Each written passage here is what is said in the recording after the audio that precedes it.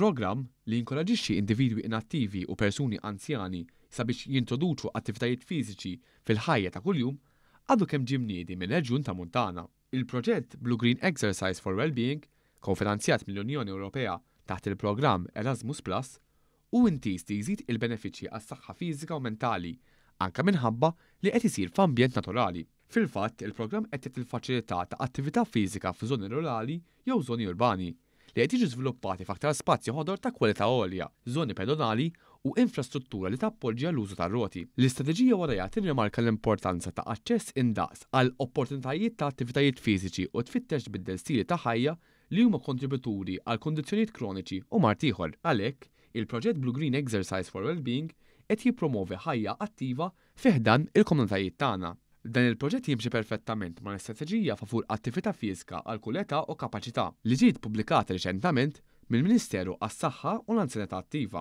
Il-proġett tal-Reġjun tat Tramuntana għandu għaddej sas-Sibt 28 ta' Settembru u mistenni jintemm logħba futbol bejn min jixtieq jipparteċipa flimkien ma' kunsillieri u sindki mill-lokaltajiet involuti.